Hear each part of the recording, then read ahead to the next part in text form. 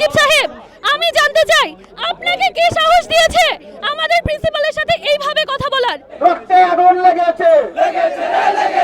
তাদেরকে কলেজে থাকতে দেওয়া হবে না। আজহারের সহযোগী যারা এখানে আছে, আমলাতন্ত্র মানি না। আজহার যে আমাদের বাপের টাকা থেকে টাকা পায়, এই টাকা আমরা আর দিতে চাই না। সারা বাংলায় খবর দে। তাকে অবিলম্বে কলেজ থেকে বহিষ্কার চাই এবং এ বন্ধু সে যত বেতন পেয়েছে তা ফেরত চাই।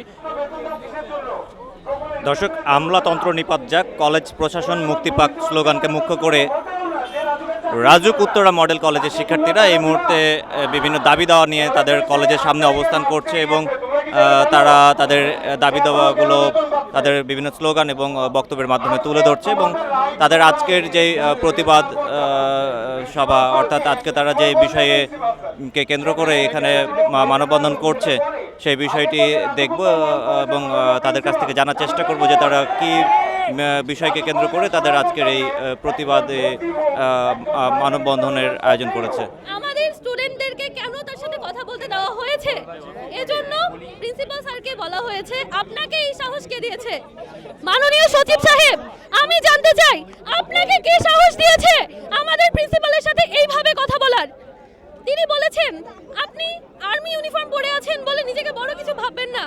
তিনি আমাদের প্রিন্সিপালের ইউনিফর্ম নয়, তিনি বাংলাদেশ আর্মির ইউনিফর্মকে অপমান করেছেন। আমরা এটা পাই নাই, আমরা মব জাস্টিস করে নেই। আমরা পারতাম আমাদের পাওয়ার এক্সারসাইজ করতে, ডিসিপ্লিন প্রতিষ্ঠান, শৃঙ্খলাবদ্ধ প্রতিষ্ঠান হিসেবে জন্য আমরা এটা করি নাই। যদি এটা না হয় আগামী 3 দিনের মধ্যে আমরা এটা করতে বাধ্য হব।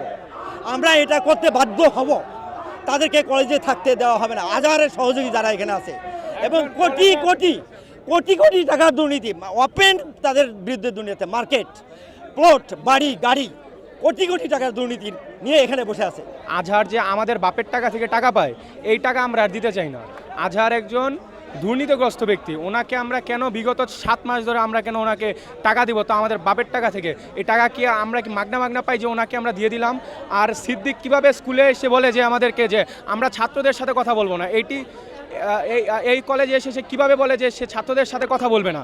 এই কলেজ একজন স্ব অর্থে পরিচালিত স্কুল।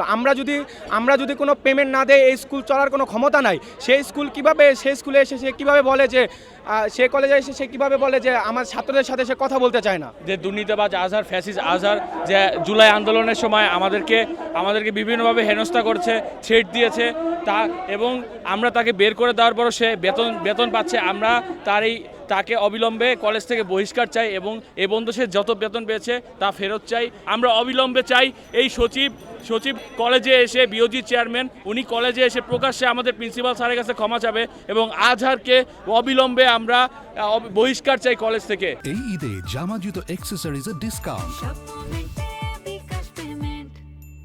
যারা এই প্রিন্সিপালকে অসম্মান করছে তাদেরকে অনতি বিলম্বে শাস্তির আওতায় আনতে হবে। আমি এই কলেজের একজন ছাত্রের গার্ডিয়ান হিসেবে আমি দাবি করব যাতে অনতি বিলম্বে শাস্তির বিচার করা হয়। বাংলাদেশ আমার গর্জে উঠবে। আমি সবার কাছে দাবি করি তোমরা আবার আন্দোলনে নেবো, আবার 5 তারিখ তৈরি করো, পুরো উত্তরাবাসী নেমে আসো। এই রাজুক বিচার চাই আমি।